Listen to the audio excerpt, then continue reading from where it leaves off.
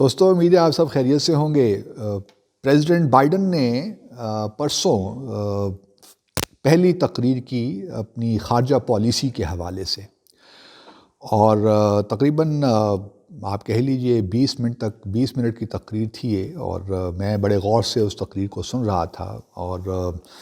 سچی بات تو یہ ہے کہ مجھے بھی یہاں بحیثیت پاکستانی مجھے کچھ مایوسی ہوئی ہے، اور مجھے امید ہے کہ بھارت میں بھی لوگوں کو کچھ نہ کچھ مایوسی ضرور ہوئی ہوگی۔ ہماری مایوسی کا تو معاملہ یہ ہے کہ جہاں انہوں نے پریزیڈنٹ بائیڈن نے میانمار کی بات کی کہ وہاں جمہوریت کو خطرہ ہو گیا ہے، اور یہ کہا کہ جتنے بھی وہاں پہ آنگ سان سو چی ہیں ان کو اور دوسرے لوگوں کو ریلیز کریں۔ پھر انہوں نے رشیا میں ڈیموکریسی کی بات کی، وہاں پہ ہیومن رائٹس، چائنا کے بارے میں ہیومن رائٹس کی بات کی۔ گو کہ ویگر کا لفظ انہوں نے استعمال نہیں کیا، بٹ چائنا میں ہیومن رائٹس کے ایشوز کی بات کی۔ لیکن وہاں بدقسمتی کے ساتھ ان کو نظر نہیں آیا کہ بھارت میں کیا ہو رہا ہے، مقبوضہ جموں اور کشمیر میں کیا ہو رہا ہے، وہاں جس طرح انسانی حقوق کی پامالی ہو رہی ہے اس کا کون ذمہ دار ہے۔ تو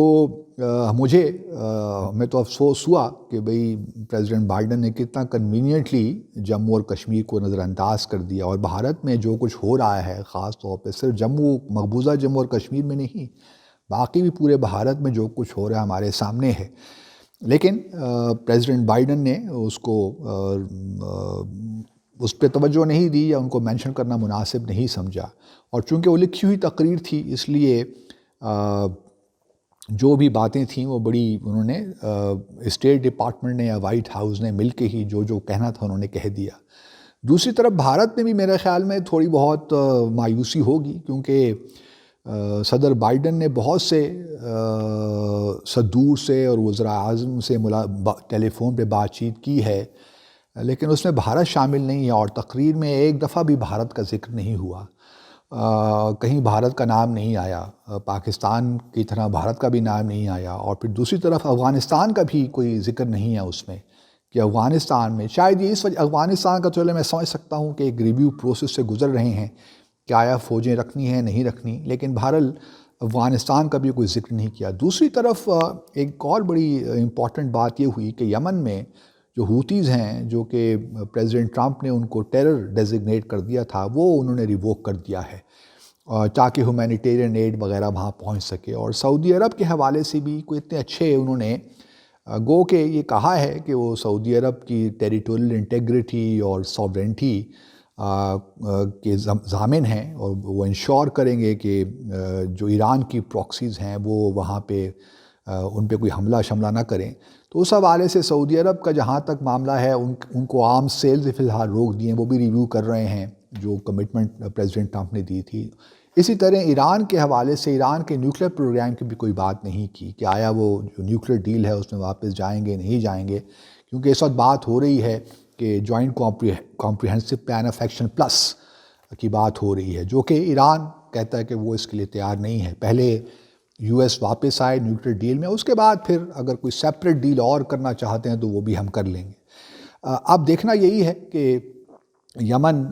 سعودی عرب کے ساتھ تعلقات کیسے آگے چلتے ہیں، کس طرح معاملات آگے چلتے ہیں۔ لیکن بہرحال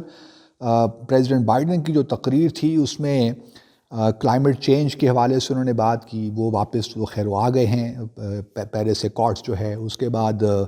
انہوں نے اور جو انٹرنیشنل کووڈ-19 کے بارے میں بات کی، ہیومن رائٹس، ڈیموکریسی، ان سب وہی جو پہلے باتیں ہوتی رہی ہیں وہی باتیں ہیں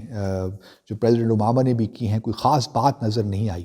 لیکن اب دیکھنا یہی ہے کہ خاص طور پہ بھارت کے ساتھ تو پہلے بھی جس طرح سیکٹری بلنکن نے اپنی جو ان کی بات چیت ہوئی ہے ٹیلی فون پہ جے شنکر صاحب کے ساتھ، اس پہ انہوں نے اسٹریٹجک پارٹنرشپ کی بات کی، وہ تو رہے گا، ان کے ساتھ تعلقات تو رہیں گے۔ بہرحال ہمارے ساتھ تعلقات میں اب دیکھنا یہ ہے کہ افغانستان پہ کیا فیصلہ ہوتا ہے، بہت سی چیزیں اس پہ ان کا انحصار ہوگا۔ دوسری طرف اب دیکھنا یہ ہے کہ سعودی عرب اور اسرائیل وغیرہ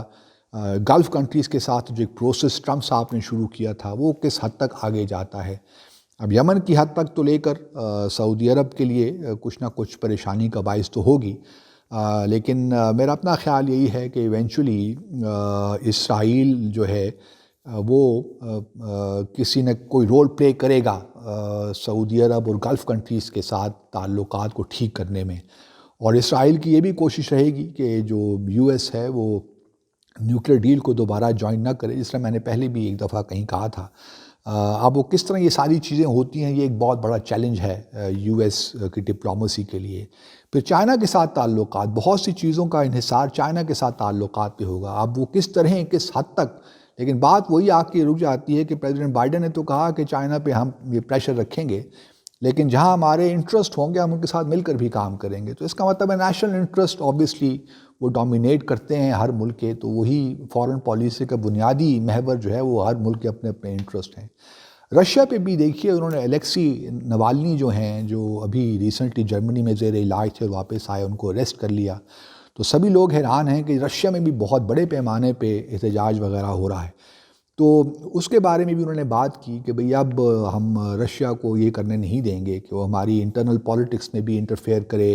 اور ساتھ میں ان کو کہا کہ بھئی الیکسی نوالنی کو فوراً ریلیز کریں آپ۔ تو یہ جو ہے بنیادی طور پہ پریزیڈنٹ بائیڈن کا یہی کہنا تھا۔ باقی انہوں نے WHO بھی دوبارہ جوائن کرنے کا کہہ دیا ہے، اور جو پریزیڈنٹ ٹرمپ نکل آئے تھے WHO سے، یو ایس کی ممبرشپ انہوں نے وہاں سسپینڈ کر دی تھی،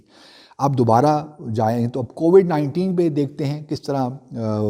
پریزیڈنٹ بائیڈن اس پہ کنٹرول کرتے ہیں۔ تو چیلنجز بہت ہیں، لیکن روٹین کے معاملات جو ہیں وہ بھی سامنے آئیں گے، ان دا سینس کہ ایک ٹریڈیشنل جو یورپین یونین کے ساتھ، البتہ اور یورپین کنٹری کے ساتھ انہوں نے دوبارہ الائنس کی بات کی ہے، بلکہ پچھلے دنوں ایک میٹنگ بھی ہوئی ہے جو foreign minister state secretary Blinken اور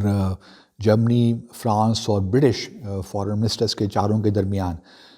تاکہ دوبارہ ریوائیو کیا جائے جو ایک ریلیشن شپ میں تناؤ سا آ گیا تھا، کھچاؤ سا، اس کو ٹھیک کیا جائے۔ تو بڑے انٹرسٹنگ آگے